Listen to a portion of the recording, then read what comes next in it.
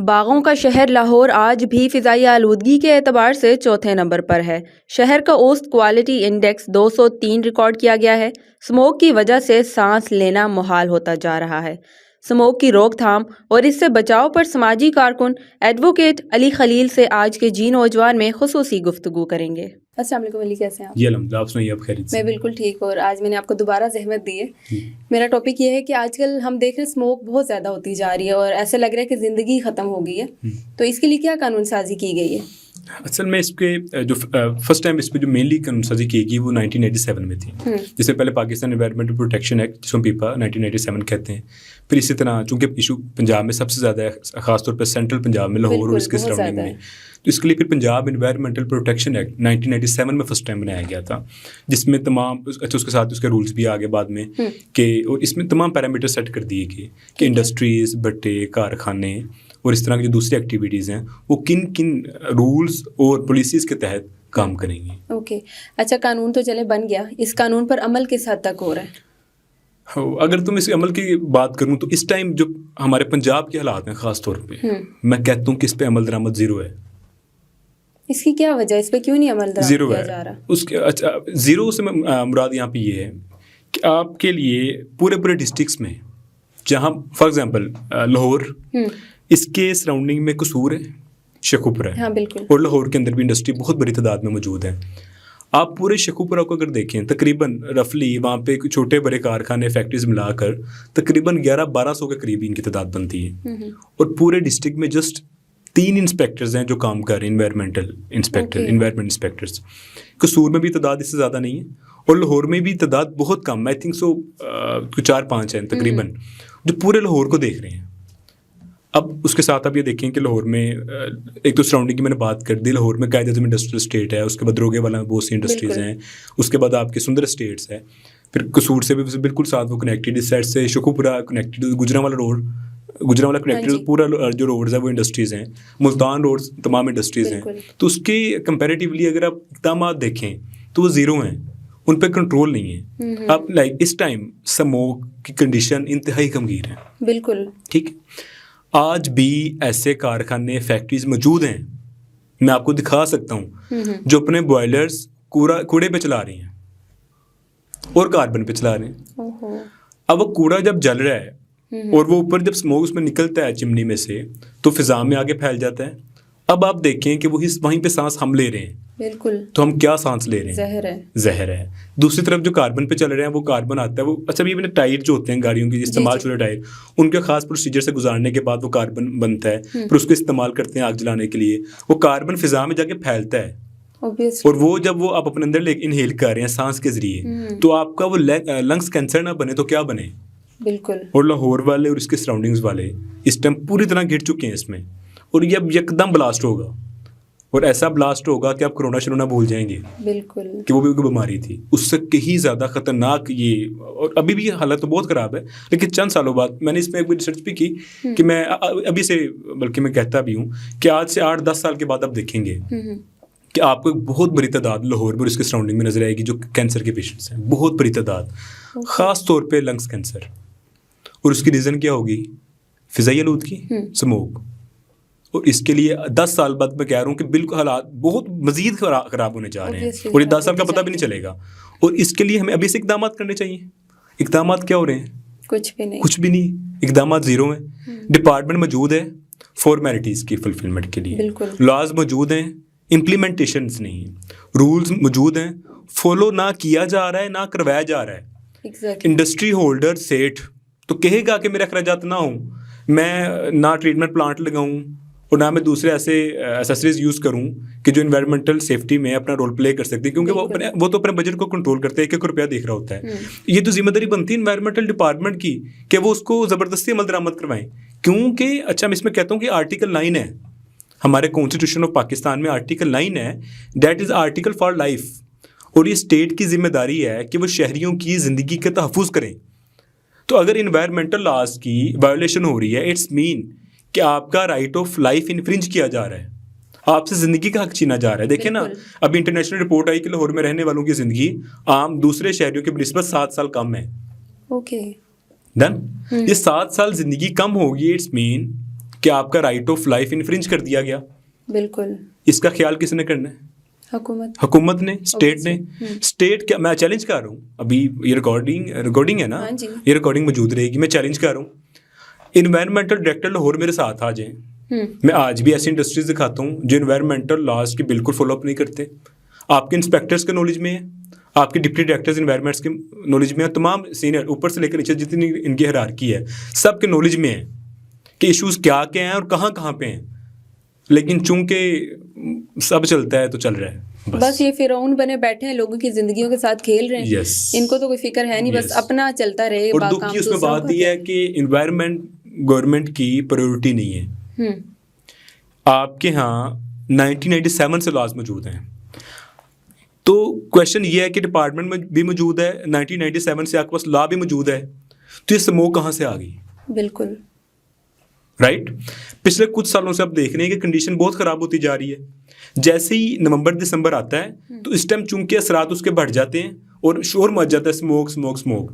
लेकिन असल बात यह है कि फ़िज़ाई आलूदगी पूरा साल रहती है। बिल्कुल। तो पूरा साल इस पर काम क्यों नहीं होता? वो जी हम जी इंडस्ट्रीज़ बंद कर रहे हैं, हम इंडस्ट्रीज़ को सील कर देंगे, जो फसल की बाकियात को आग लगाएगा, डिप्टी कमिश्नर्स को ऑर्डर है कि डिप्टी कमिश्नर्स फौरी उसको गिरफ्तार करें या उसके खिलाफ केस करें। ठीक है भाई, क्या नवंबर दिसंबर में डिप्टी कमिश्नर ने काम करना है? ये तो पूरा साल का काम है कि पूरा साल जो भी फसल की बाकियात को आग लगाएगा उसको पकड़ा जाएगा। बिल्कुल। तो अब आके जो सर पर आन पर आपको काम करना याद आ गए, अब आके आप एक्शन में आ गए हैं, आपके सीएम से लेकर नीचे तक सब एक्टिव नजर आ रहे हैं जी, हम जिस स्मोक कंट्रोल कर रहे हैं, किसको बेवकूफ़ बना रहे हैं। अगर आप लोग काम कर रहे होते तो आज हालत यहाँ तक ना पहुँचती। बिल्कुल ऐसे ही। और अभी भी आप काम कुछ भी नहीं कर रहे। अगर आप नहीं काम करते तो शहरियों को मैं कहता हूँ कि शहरी इस पर आवाज़ उठाएं, शहरी अपने राइट्स का मुतालबा करें। अब मुझे एक बात बताएं, इस हद तक हालात ख़राब हैं, आपको शहरियों की तरफ से एक भी एहतजाज नज़र आया? नो। कोई एहतजाज नहीं। इट्स मीन कि शहरी इस मसले को मसला समझ ही नहीं रहे। इवन हमने देखा वो स्कूल उन्होंने बंद किया ना, तो शहरियों ने देखा कि अच्छा मौका आ गया पिकनिक का, तो अपने बच्चों को लेकर पिकनिक पे निकल गए कि हम वेकेशंस को एंजॉय करते हैं। बात है, आपको ये बात समझ नहीं आ पा रही कि आपके बच्चे मर रहे हैं। Exactly. आपके बच्चों के अंदर अंदर कैंसर पलता जा रहा है। तो आपने तो इस पर आवाज़ उठानी थी, आपने तो एहतजाज करना था। आपने तो जो अहदेदार हैं जो बैठे हुए जो हैवी फैसिलिटीज़ को एंजॉय करते हैं, सैलरीज लेते हैं, उनका गिरेबान पकड़ना था। बिल्कुल। कि जनाब आप बैठे हुए हैं, आपके हमारे इर्द गिर्द ये वायलेशंस हो रही हैं, तो आपने इस पर आवाज़ उठानी थी, आपने रिपोर्ट्स करनी थी, आपने एप्लीकेशंस फाइल करने थे, आपने केसेस फाइल करने थे। आप उल्टा पिकनिक को एंजॉय कर रहे हैं। अच्छा चलिए, आपने जैसे कि मुझे बताया कि शहरियों की तरफ से ना कोई एहतजाज आए, ना उनकी तरफ से कोई रिपोर्ट पेश की गई, तो क्या ज़रूरी है कि शहरी आके करेंगे तभी माहौलियात के जो हमारे वहाँ पे लगे हुए ऑफिसर हैं जो भी हैं वो अपनी तरफ से कुछ भी नहीं करेंगे? और दूसरा मुझे ये बताएं कि अगर कोई कानून तो बना हुआ है, अब कोई शहरी इस कानून से फ़ायदा उठाना चाह रहा है तो उसका क्या प्रोसेस है, वो कैसे कर सकता है इसको कानून को यूज़? अच्छा लेकिन डिपार्टमेंट्स वैसे तो मौजूद हैं और ये डिपार्टमेंट्स की फंडामेंटल रिस्पॉन्सिबिलिटी, उनकी ड्यूटी है कि वो ऐसे कल्प्रिट्स जो एनवायरमेंटल लॉज की वायलेशन करते हैं उनको पकड़ें। बिल्कुल। लेकिन बदकिस्मती से अगर आपका एनवायरमेंट डिपार्टमेंट काम नहीं कर पा रहा तो आप बीइंग ए शहरी तो उठिए। एग्जैक्टली। और इसका तरीकाकार ये है कि हर डिस्ट्रिक्ट में इन्वायरमेंटल प्रोटेक्शन एजेंसी मौजूद है जिसको हम APA कहते हैं। आप किसी जगह से पता करेंगे आपके डिस्ट्रिक्ट्स में अपने अपनी जगह पे कि यहाँ पे इन्वायरमेंटल डिपार्टमेंट का ऑफिस कहाँ पे है। वहाँ पे एक एप्लीकेशन लिखिए डिप्टी डायरेक्टर इन्वायरमेंट के नाम पे, उसको सबमिट करवा दीजिए कि मेरे इर्द गिर्द मैंने देखा कि शहर में इस जगह पे ये पर्सन है या ये जो इंडस्ट्री है, ये जो भट्टा है, ये जो कारखाना है, ये इन्वायरमेंटल लॉ से खिलाफ वर्जी कर रहा है, इसकी वजह से हमें ये इश्यूज फेस करने पा रहे हैं। अगर वो डिप्टी डायरेक्टर या जो इन्वायरमेंटल डिपार्टमेंट का जो भी हेड वहाँ बैठा होता है वो उस पर एक्शन नहीं लेता विदिन 30 डेज, उसके बाद आप इन्वायरमेंटल प्रोटेक्शन ट्रिब्यूनल कायम कर दिया गया, तो आप ट्रिब्यूनल में आ जाएंगे और अपना केस फाइल करेंगे। और मैं ये कहता हूँ कि शहरी आवाज़ तो उठाएं ना, जब वो एप्लीकेशन मूव करेंगे और अपने इर्द गिर्द की जो वायलेशन उनको रिपोर्ट करना शुरू कर देंगे तो इंशाल्लाह आप बहुत जल्द देखेंगे इसमें काफ़ी हद तक बेहतरी आ गई। लेकिन शहरी इस मसले को ना मसला समझते हैं और ना इसको अपनी ड्यूटी समझते हैं कि हमने भी इस पर रिपोर्ट करनी है। तो शहरियों को इस पर आवाज़ उठानी पड़ेगी, शहरियों को इस पर जागना पड़ेगा, किसी और के लिए नहीं, अपने लिए, अपने बच्चों के लिए और अपने मुल्क के लिए। लेकिन मुझे ये लगता है कि शहरियों को पता ही नहीं है, जैसे कि बहुत से लोग हो सकते हैं उनको नहीं पता कार्बन क्या है, और अगर हम उसको इनहेल करेंगे तो हमारे लिए क्या मुश्किलात पैदा होंगी ना। एक ये भी बड़ा इशू है कि उनको शऊर नहीं है। मैं कहता हूँ कि इन्वायरमेंटल लॉज की वायलेशंस है ना, इसके बाद इसके कॉन्सिक्वेंसेज होते हैं वो खिलाफ में नहीं होते हैं, वो आपके इर्द गिर्द ही होते हैं। लाइक आपको पता चल गया स्मोक है, आपको पता चल रहा है कि ये जो इंडस्ट्री हद से ज़्यादा शोर पैदा कर रही है, या आपको पता चल गया ये इंडस्ट्री वेस्ट वाटर जो है वो ओपनली नालों में बहा रही है। बिल्कुल। अब ये वो चीज़ जो आपको नज़र आ रही है अपनी आंखों से, तो इस पे आपको जब नज़र आ रहा है तो जिस हद तक नज़र आ रहा है उस हद तक तो आवाज़ उठा दीजिए। मैं बिल्कुल। अपना पॉइंट क्लियर कर पाया। Yes. तो ये बहुत सी चीज़ें ऐसी जो इंडस्ट्रीज कारखाने भट्टे में नजर आ रही होती है, भट्टा बिल्कुल इन्वायरमेंटल लॉज के वैल्यूएशन करो, ये काला धुआं हमें दूर से नजर आ रहा है, ये गंदा पानी फैक्ट्री निकाल रही है हमें नजर आ रहा है। Exactly. तो जो चीज़ें आपकी आम आंख देख सकती है आपके सामने है, कम से कम उस हद तक तो आवाज़ उठा दीजिए। आपको डाउट है अब वहाँ भी एप्लीकेशन देने के बाद उसकी इन्वेस्टिगेशन में चले जाइए, और ये डिपार्टमेंट जब आप जैसे ही ट्रिब्यूनल में जाएंगे तो आप थ्रू लॉयर, वहाँ पे आपको लॉयर की जरूरत पड़ेगी, आप थ्रू लॉयर उस इंडस्ट्री, उस भट्टे को, उस कारखाने को पाबंद करवा सकते हैं अंडर द लॉ कि इन्वायरमेंटल डिपार्टमेंट उसकी इन्वेस्टिगेशन करे। बिल्कुल। और 1 2 3 4 5 जब शहरी लगातार इस पे आवाज़ उठाना शुरू हो जाएंगे तो इंशाल्लाह इसके रिजल्ट्स भी ज़रूर सामने आएंगे इंशाल्लाह।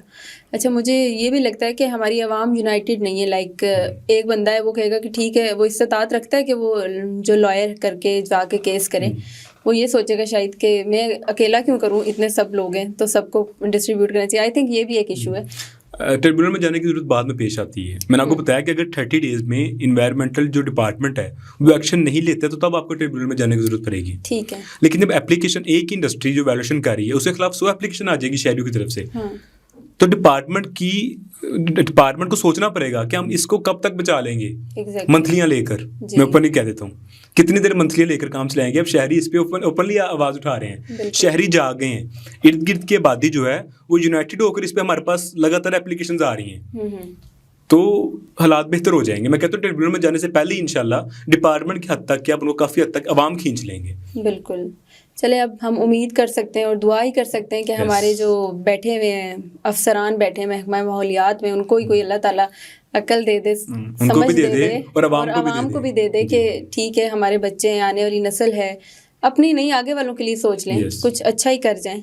तो अब कोई मैसेज देना चाहें आवाम को या हमारे जो महकमा माहौलियात है उन तक पहुंच जाए अगर ये वीडियो। मैं आवाम से मैं तो रिक्वेस्ट कर सकता हूँ कि आपके बच्चों का हक है कि आपको साफ माहौल मैसर आए, तो अपने लिए, अपने बच्चों के लिए और अपने मुल्क पाकिस्तान के लिए आवाज़ उठाइए। आपके इर्द गिर्द जहाँ जहाँ पे इन्वायरमेंटल लॉज की वायोलेशंस हैं उसको रिपोर्ट कीजिए, और अपने इर्द गिर्द जैसे हम चोरी डाके पे नज़र रखने की कोशिश करते हैं, इन्वायरमेंटल लॉज के वायोलेशन पे भी नज़र रखिए और इसको मसला जानिए और अपने इस राइट को पहचानिए कि आपका फंडामेंटल राइट है। फंडामेंटल राइट से मुराद ये होता है जिसको किसी सूरत गज़ब नहीं किया जा सकता। गवर्नमेंट कहे कि भाई हमारे पास फंड्स नहीं है, हमारे पास ये नहीं है, अरे भाई ये अगर आपके पास फंड्स नहीं है तो क्या शहरियों को मरने दिया जाए? अवाम से ही ये मुल्क है, अवाम से ही ये स्टेट है। अगर आपके पास फंड्स नहीं है तो उसकी वजह से हम आवाम को मरने तो नहीं ना दे सकते, या इन्वायरमेंटल डिपार्टमेंट को इस हद तक तो नहीं ज़्यादा दे सकते कि कुछ काम ही ना करें और एंड पे जाके आपको कुछ ना मिले तो आप स्कूल बंद कर दें। तो शहरी इस पे आवाज़ उठाएं और इस रिस्पॉन्सिबिलिटी को as a social responsibility adopt करें। Thank you so much Ali, बहुत शुक्रिया। Thank you. नाज़रीन, आज के लिए इतना ही। जी नौजवान की अगली किस्म में एक बात सलाहियत नौजवान के साथ फिर हाजिर होंगी। तब तक के लिए मुझे इजाज़त दीजिए। अल्लाह हाफ़िज़।